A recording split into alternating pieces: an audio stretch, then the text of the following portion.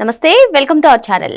ప్రతి పేదవాడి సొంతింటి కలను నెరవేర్చే దిశగా అడుగులు వేస్తుంది కూటమి ప్రభుత్వం. మరి గతంలో ఒకేసారి 3 లక్షల గృహ ప్రవేశాలను చేసి రికార్డు సృష్టించినటువంటి కూటమి ప్రభుత్వం మరోసారి మళ్ళీ ఆ రికార్డును సృష్టించే ప్రయత్నం చేస్తుంది. ఈరోజు తిరుపతి జిల్లా సుల్లూరుపేట నియోజకవర్గంలో ఏపీ ముఖ్యమంత్రి చంద్రబాబు నాయుడు గారు 2.5 లక్షల గృహ ప్రవేశాలు, సామూహిక గృహ ప్రవేశాల కార్యక్రమం మొదలు పెడుతున్నారు. అసలు ఈ పరిణామాన్ని ఎలా చూడాలి తెలుసుకునే ప్రయత్నం చేద్దాం. దీన్ని విశ్లేషించడానికి మనతో పాటుగా ఉన్నారు ప్రముఖ ఆర్థిక, రాజకీయ, సామాజిక విశ్లేషకులు అపసాని రాజేష్ గారు.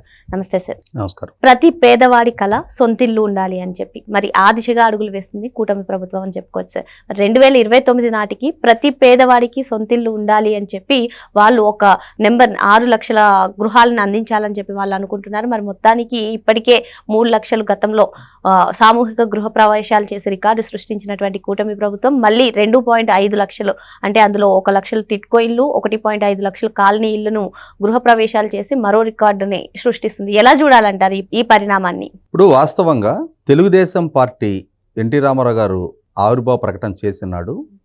ఆ పార్టీకి ఆయన ఎంచుకున్న గుర్తులో పేదవాడి ఇల్లు ఉంటుంది. దేశంలోనే మొట్టమొదటిసారిగా పేదవాడికి పక్కా ఇళ్ల నిర్మాణం చేసిన ముఖ్యమంత్రి ఎన్టీ రామారావు గారు. అంతకుముందు కాంగ్రెస్ ప్రభుత్వాల హయాంలో ఒక 3 సెంట్లు స్థలం ఇచ్చేవాళ్ళు, పూరింటికి బొంగులు తాటాకులు ఇచ్చేవాళ్ళు. ఓ తుఫాన్లో, అగ్ని ప్రమాదాల్లో సంభవిస్తే మళ్ళీ వాళ్ళు నిరాశ్రయులు అయ్యేవాళ్ళు. అటువంటి స్థితి నుంచి ఎటువంటి ప్రకృతి వైపరీత్యాలైనా, అగ్ని ప్రమాదాల నుంచి అయినా సరే కాపాడబడే శాశ్వత ఇళ్ల నిర్మాణం జరగాలి పేదవాడికి కూడా అని చెప్పని పక్కా ఇంటి పథకాన్ని అమల్లోకి తీసుకొచ్చి దాన్ని ఆచరణపూర్వకంగా అమలు చేసి పేదవాడికి సొంతింటి కళని నెరవేర్చిన ముఖ్యమంత్రి ఎన్టీ రామారావు గారు, తెలుగుదేశం పార్టీ. అదే ఓరోడు కొనసాగిస్తా చంద్రబాబు నాయుడు గారు కూడా 2004కి ముందు 95, 2004 ఉమ్మడి రాష్ట్ర ముఖ్యమంత్రిగా వారు కొనసాగిన సందర్భంలో కానీ, తర్వాత రోజుల్లో 2014-19 మధ్యకాలంలో 2014-19 ఒక రకంగా మాట్లాడుకుంటే పేదవాడికి ఒక గోల్డెన్ పీరియడ్గా చెప్పుకోవచ్చు.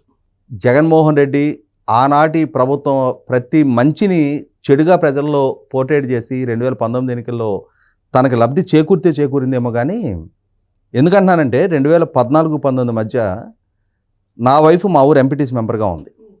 ప్రతి సంక్షేమ పథకాన్ని చాలా క్లోజ్గా మేము మానిటర్ చేస్తుండేవాళ్ళం.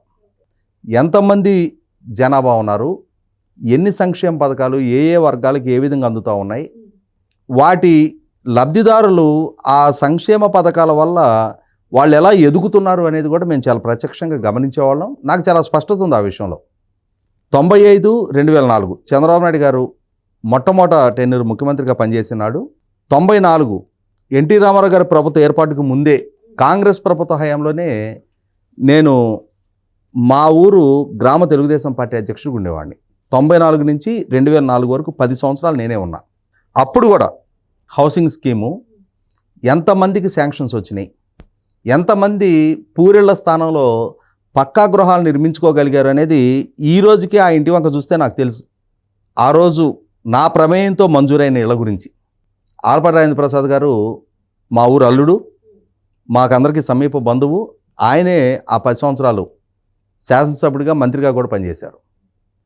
అంటే గ్రామీణ ప్రాంతాల్లో మీరు చెప్పినట్టుగానే పేదవాడి కళ సొంత ఇల్లు ఉండాలి అనేది, శాశ్వత ఇల్లు ఉండాలి అనేది, సొంత ఇల్లు కూడా ఏదో పూరిపాక కాకుండా ఒక మంచి పక్కా ఇల్లు ఉండాలి అనేది, ఆ కళని నెరవేర్చిన ప్రభుత్వాలు మాత్రం చంద్రబాబు నాయుడు గారు, ఎన్టీ రామారావు గారు.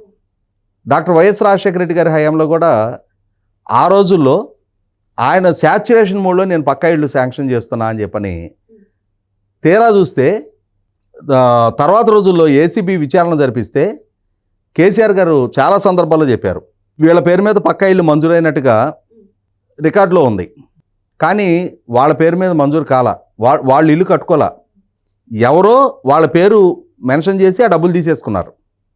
ఇవాళ వీళ్ళకి మంజూరు చేయాలి అని అంటే వాళ్ళకి ఆల్రెడీ హౌస్ మంజూరైనట్టుగా కనిపిస్తుంది అక్కడ. ఇది ఒక పెద్ద స్కామ్. కొన్ని లక్షల ఇళ్ళు గ్రౌండ్లో లేవు, కానీ బిల్లులు చేసేసుకున్నారు.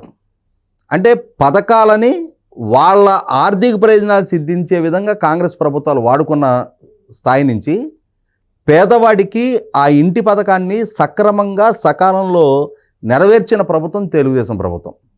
అలాగే 14-19 మధ్యకాలంలో కేంద్ర ప్రభుత్వంలో కూడా తెలుగుదేశం పార్టీ అధికార భాగస్వామి. మన రాష్ట్రానికే చెందిన మాజీ ఉపరాష్ట్రపతి వెంకయ్యనాయుడు గారు ఆనాటి నరేంద్ర మోడీ గారి ప్రభుత్వంలో అర్బన్ డెవలప్మెంట్ మినిస్టర్గా ఉన్నారు ఆయన. వారు అర్బన్ డెవలప్మెంట్ మినిస్టర్గా ఉన్న సందర్భంలో ఆయన ఉపరాష్ట్రపతిగా పదవి బాధ్యతలు చేపట్టబోయే క్రమంలో ఆంధ్రప్రదేశ్ రాష్ట్రానికి సుమారుగా 20 లక్షల ఇళ్ళు మంజూరు చేశారు. దేశవ్యాప్తంగా 80-82 లక్షల ఇళ్ళు మంజూరు చేస్తే అందులో ఒక ఆంధ్రప్రదేశ్ రాష్ట్రానికి 20 లక్షల ఇళ్ళు మంజూరు చేశారు. ఎందుకు మంజూరు చేశారు అని అంటే ఇక్కడ ప్రభుత్వం టైం బౌండెడ్గా ఆ పథకాన్ని ఎగ్జిక్యూట్ చేస్తుందని ఒక నమ్మకంతో. మీకు ఒక అంశం చెప్తాను నేను. జగన్మోహన్ రెడ్డి గారి ప్రభుత్వ హయాంలో సెంటు స్థలంలో ఆయన ఇల్లు జగనన్న కాలనీలు నిర్మాణం చేస్తున్నా, నేను ఊళ్ళకు ఊళ్ళే నిర్మాణం చేస్తున్నా అని చెప్పని ఆర్భాట ప్రచారం చేసుకున్నాడు. 31 లక్షల ఇళ్ల స్థలాలు ఇచ్చా, 31 లక్షల ఇళ్ల నిర్మాణం చేయబోతున్నా అని చెప్పని. తీరా చూస్తే దాంట్లో జరిగిందేంటి అంటే రాప్తాడ్ ఎమ్మెల్యే తోపుదుర్తి ప్రకాష్ రెడ్డి, అతను వైసీపీ ఎమ్మెల్యే, అతను 1000 ఇళ్ళు నిర్మాణం చేస్తున్నా అని చెప్పని ప్రభుత్వం దగ్గర నుంచి నేనే నిర్మాణం చేసిస్తా అని చెప్పని ఆప్షన్ 3 అనే విధానం ఉంది. ఆప్షన్ 3 ఏంటంటే మేము నిర్మాణం చేసుకోలేము, ప్రభుత్వం నిర్మాణం చేసేమని చెప్పని వాళ్ళు ప్రభుత్వాన్ని నివేదించుకున్నారు. వాళ్ళ అభ్యర్థన మేరకు రాప్తాడు తోపుదుర్తి ప్రకాష్ రెడ్డి కంపెనీకి ప్రభుత్వం కాంట్రాక్ట్ ఇస్తే ఈ లబ్ధిదారుల పేరిట అతను అడ్వాన్సులు తీసేసుకున్నాడు. ఇళ్ళు మాత్రం పునాదులే బేస్మెంట్ లెవెల్లో ఆపేసి వెళ్ళిపోయాడు. ఇవాళ అతని దగ్గర నుంచి ప్రభుత్వం 100 కోట్లు రికవర్ చేయాలి. ఇటువంటి అంటే నీకు 48 గజాలు, 48 గజాలంటే 432 చదరపడుగులు వస్తుంది. ఆ స్థలం ఉండేదే 432 చదరపడుగులు. దాంట్లో ఇళ్ళు నిర్మాణం జరగాలి అంటే నీకు ఒకనాడు 3 సెంట్లు స్థలం ఇచ్చేవాళ్ళు. తర్వాత జగన్మోహన్ రెడ్డి ఏం చేశాడంటే గ్రామీణ ప్రాంతాల్లో సెంటున్నర, పట్టణ ప్రాంతాల్లో సెంటు అని చెప్పని ఒక పథకాన్ని అమల్లోకి తీసుకొచ్చాడు. అంటే ఇవాళ ఏమవుద్ది, ఇప్పుడు ముంబైలో ధారావి అంటే ఆసియాలోనే అతి పెద్ద మురికివాడ, అక్కడ ఒక్కొక్క ఇంటి స్థలం 60 గజాల్లో ఇచ్చారు.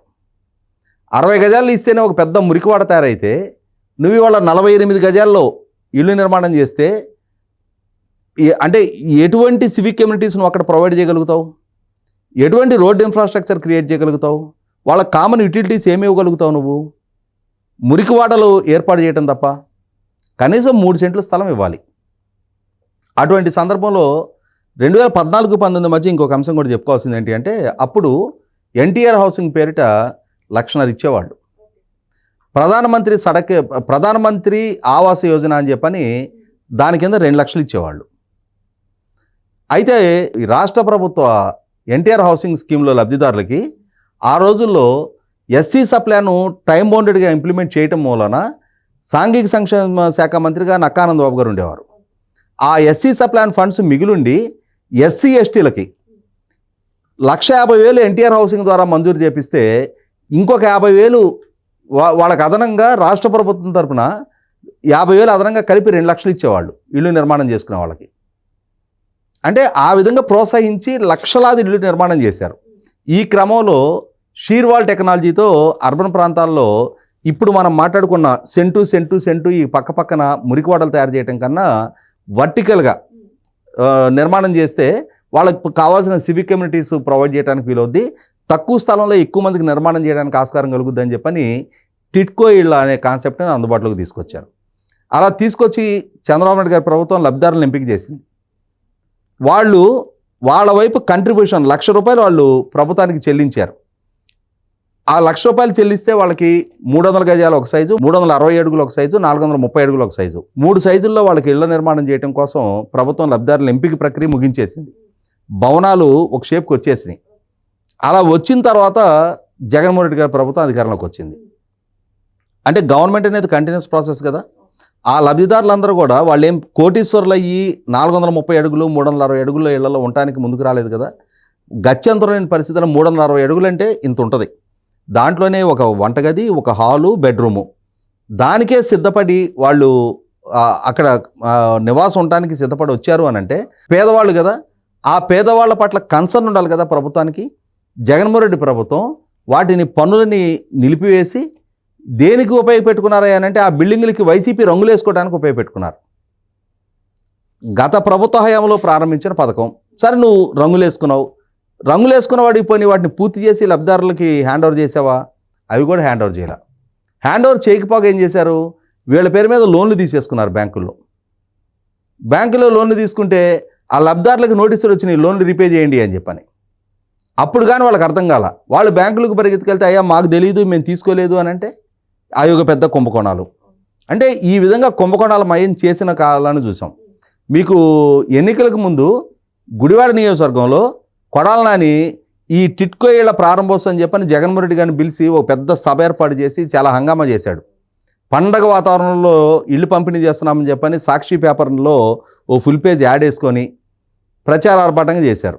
తీరా చూస్తే ఈ మధ్యకాలంలో ప్రభుత్వం మారిన తర్వాత తెలియదు ఏంటంటే ఆ రోజు అక్కడ జరిగిన ఫంక్షన్లో నిమ్మకాయ నీళ్లు పంపిణీ చేసినందుకు 70 లక్షల రూపాయలు బిల్లు చేసుకున్నారట. అంటే లబ్ధిదారులకు ఇల్లు హ్యాండ్ ఓవర్ కాలా, అక్కడ సివిక్ కమ్యూనిటీస్ ప్రొవైడ్ చేయాల, వాళ్ళకి దుర్భర పరిస్థితులు ఉన్నాయి అక్కడ. అంటే డ్రింకింగ్ వాటరు, డ్రైనేజీ, తర్వాత బేసిక్ సివిక్ కమ్యూనిటీస్ ఉంటాయి, కామన్ యూటిలిటీస్, పార్కులు, రోడ్లు, ఇట్లాంటివి ఇవేమీ ప్రొవైడ్ చేయకుండా జగన్మోహన్ రెడ్డికి ఎన్నికలకు ముందు ప్రచారం కోసం అని చెప్పని అక్కడ ఒక ఈవెంట్ మేనేజ్మెంట్ లాగా ఒక ప్రోగ్రామ్ ఆర్గనైజ్ చేశారు. ఆ ప్రోగ్రామ్ ఆర్గనైజ్ చేసి అక్కడ హాజరైన ప్రజలకు మేము నిమ్మకాయ నీళ్ళు ఇచ్చామని చెప్పని 70 లక్షల రూపాయలు బిల్లు పెట్టుకున్నారంట. అంటే ఎన్ని లక్షల మందికి పంపిణీ చేస్తే 70 లక్షల రూపాయలు బిల్లు అవుద్ది. అంటే ఏంటంటే ప్రతి దాని నుంచి వాళ్ళు ఆర్థికంగా లబ్ధి చేకూర్చుకోవటం. అంతే తప్పితే పేదవాడి పట్ల మమకారం, మానవత్వంతో వాళ్ళకి ఇంటి వెసులుబాటు కల్పిస్తే ఒక కుటుంబానికి ఒక గూడిచ్చినట్టు అవుద్ది. కూడు, గుడ్డ, నీడ, ఉపాధి ఇవేమీ పరిగణలోకి తీసుకోకుండా సంవత్సరాల తరబడి మేము 30 లక్షలు ఇల్లు ఇచ్చేసామని చెప్పని ఆర్భాట ప్రచారాలు చేసుకున్నారు. నువ్వు 30 లక్షల ఇల్లు నిజంగా ఇచ్చుంటే నీకు 11 సీట్లు ఎందుకు పరిమితం అవుతావు?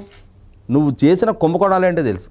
అతి తక్కువ ఖరీదుకి భూములు కొనుగోలు చేసి, శ్మశానాల పక్కన ముంపు ప్రాంతాల్లో భూములు కొనుగోలు చేసి, నీకు వర్షం వస్తే మునిగిపోయి ఆవ భూముల్లో భూములు కొనుగోలు చేసి వాటిని ప్రభుత్వానికి అతి ఎక్కువ ధరకు అమ్ముకొని, ఆ జరిగిన కుంభకోణాలు మీ మాజీ మంత్రి విడదల రజని పసుమర్రు గ్రామానికి సంబంధించిన రైతుల్ని మోసం చేసి వాళ్ళకి తక్కువ కాంపన్సేషన్ ఇచ్చి వాళ్ళ పేరిట ఎక్కువ కాంపన్సేషన్ తీసుకొని ఆమె బ్యాంకుల్లో దాచుకుంటే ఎన్నికలు అయిపోయిన తర్వాత వాళ్ళు దాని మీద పోలీస్ కంప్లైంట్ చేస్తే వాళ్ళని పిలిచి దండం పెట్టి వాళ్ళ డబ్బులు వాళ్ళకి వెనక్కి ఇచ్చింది. ఈ విధంగా ఒక గ్రామంలోనే ఇంత కుంభకోణాలు జరిగితే రాష్ట్ర వ్యాప్తంగా ఉన్న ప్రతి గ్రామంలో, ప్రతి పట్టణంలో, మీ ప్రతి కాలనీ ఒక కుంభకోణాల మయం. ఆ రోజున మీ స్థానిక నాయకులకు ఒక ఆదాయ వనరు. వీటన్నిటికి తోడు ఆ కాలనీలో మెరకదోలటం కూడా ఒక పెద్ద స్కాము. దాని మీద కూడా ఇప్పుడు విజిలెన్స్ విచారణ జరుగుతూ ఉంది. ఈ విధమైన అక్రమాలకు పాల్పడ్డ నాటి తీరు చూసాం. ఇవాళ ఈ 21 నెలల కాలంలో అంటే 2024 జూన్ 12 ప్రభుత్వం పదవి బాధ్యతలు చేపట్టింది. రేపు రాబోయే జూన్ 12కి 2 సంవత్సరాల కాలం పూర్తవుద్ది. ఇవాళ 22 నెలలు నడుస్తూ ఉంది. ఈ 22 నెలల కాలంలో గతంలో 3 లక్షల ఇళ్ళు గృహప్రవేశాలు జరిగినాయి. ఇవాళ ఇంకొక 2.5 లక్షలు, లక్ష టిట్కో ఇళ్ళు, అలాగే జగన్మోహన్ రెడ్డి పాలనా హయాంలో ప్రారంభించబడి ఇన్కంప్లీటెడ్గా మిగిలిపోయిన ఇంకొక 1.5 లక్షల ఇళ్ళు. ఒక ప్రభుత్వం చిత్తశుద్ధితో టైం బౌండెడ్ షెడ్యూల్లో అధికారులతోటి ప్రాపర్గా మానిటర్ చేస్తా, వాళ్ళకి ముందు బేసిక్ సివిక్ కమ్యూనిటీస్ ప్రొవైడ్ చేస్తూ లివబుల్ కండిషన్స్ ఉండాలి. అంతేగాని మొక్కుబడిగా మీకు ఏదో ప్లాట్లు ఇచ్చేసాం, మీ తిప్పలు మీరు పడండి అని అంటే ఇవాళ వర్షాలు వచ్చినా, వరదలు వచ్చినా, ముంపు ప్రాంతాలకు గురయ్యే ప్రదేశాలు వాళ్ళకి ఇల్లు ఇస్తే వాళ్ళు ఎలా ఉండగలుగుతారు? రేపు రోజున మళ్ళీ వాళ్ళనే వరద బాధితులని చెప్పాల్సిన పరిస్థితులు ఉత్పన్నమవుతాయి. కాబట్టి వాళ్ళ ఎన్డీఏ కూటమి ప్రభుత్వం తమ చిత్తశుద్ధిని మరొక్కసారి చాటుకుంటూ పేదవాడి ఇంటి పట్ల, ఇంతకుముందే నేను టీవీలో కూడా చూసా, గుంటూరు వెంగళాయపాలెం దగ్గర ప్రారంభం కాబోతున్న 2000 టిట్కో ఇళ్ల గురించి టీవీలో ఆ ఇంటి లోపల కూడా చూపించారు. చాలా నీట్గా నిర్మాణం జరిగినాయి. అక్కడ ఉన్న లబ్ధిదారులందరూ కూడా సంతోషం వ్యక్తం చేస్తూ ఉన్నారు. వాళ్ళకి ప్రాపర్ సివిక్ కమ్యూనిటీస్ అన్ని ప్రొవైడ్ చేయడం జరిగింది. ఆ విధంగా ప్రొవైడ్ చేస్తే అక్కడ వాళ్ళు సంతోషకర పరిస్థితుల్లో నివసించగలుగుతారు. కానీ ఏదో ఒక విధంగా ప్రభుత్వ పరంగా మొక్కుబడిగా మేము ఇల్లు నిర్మాణం చేశాము అని చెప్పని ప్రచార ఆర్భాటం కోసం నిర్మాణం చేస్తే అది అంతిమంగా ఆ లబ్ధిదారులకు కూడా ఉపయోగకరంగా ఉండవు. కాబట్టి వాళ్ళ తన ట్రేడ్ మార్క్ అయిన పక్కా ఇళ్ల నిర్మాణాన్ని ఎన్డీఏ కూటమి ప్రభుత్వం మరొకసారి రుజువు చేసుకుంటూ ఈరోజు సుమారుగా 2.5 లక్షల ఇళ్ల గృహప్రవేశం చేపిస్తూ ఉన్నారు. మరో అంశంతో మళ్ళీ కలుద్దాం. Thank you sir.